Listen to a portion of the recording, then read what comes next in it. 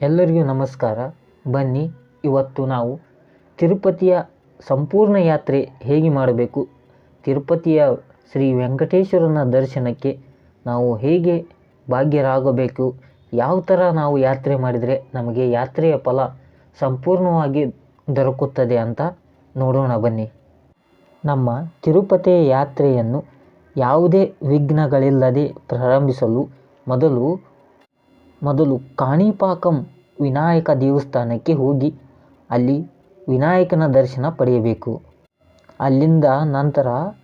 ಅಲ್ಲಿಂದ ತಿರುಚಾನಲ್ಲೂರಿಗೆ ಹೋಗಿ ತಾಯಿ ಪದ್ಮಾವತಿ ದೇವಿಯ ದರ್ಶನ ಮೊದಲು ಮಾಡಿಕೊಳ್ಳಬೇಕು.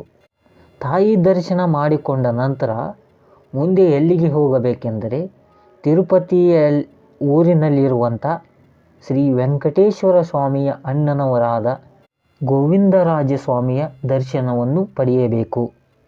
ಮೆಟ್ಟಿಲುಗಳನ್ನು ಹತ್ತಿ ಹೋಗುವ ಭಕ್ತಾದಿಗಳಿಗೆ ಅವರು ಮೆಟ್ಟಿಲು ಹತ್ತಿಕೊಂಡು ಹೋಗುವ ಮೊದಲು ಪುಷ್ಕರಣಿಯಲ್ಲಿ ಸ್ನಾನ ಮಾಡಿಕೊಂಡು ನಂತರ ಮೆಟ್ಟಿಲುಗಳನ್ನು ಹತ್ತಲು ಪ್ರಾರಂಭಿಸಬೇಕು.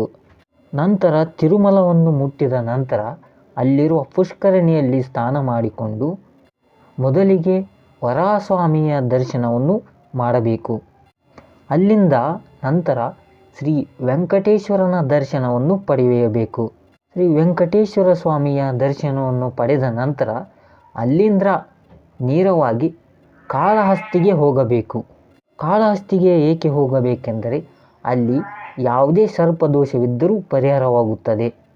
ತಿರುಪತಿ ಯಾತ್ರೆಗೆ ಹೋಗುವವರು ಇಷ್ಟೆಲ್ಲ ಮಾಡಿದರೆ ಶ್ರೀ ವೆಂಕಟೇಶ್ವರನ ಅನುಗ್ರಹವು ಸಂಪೂರ್ಣ ನಿಮ್ಮದಾಗುತ್ತದೆ. ಇದರಲ್ಲಿ ನಾ ಏನು ಹೇಳಿದ್ದರೂ ಏನಾದಲ್ಲಿ ತಪ್ಪಾದಲ್ಲಿ ದಯವಿಟ್ಟು ಕ್ಷಮೆ ಇರಲಿ.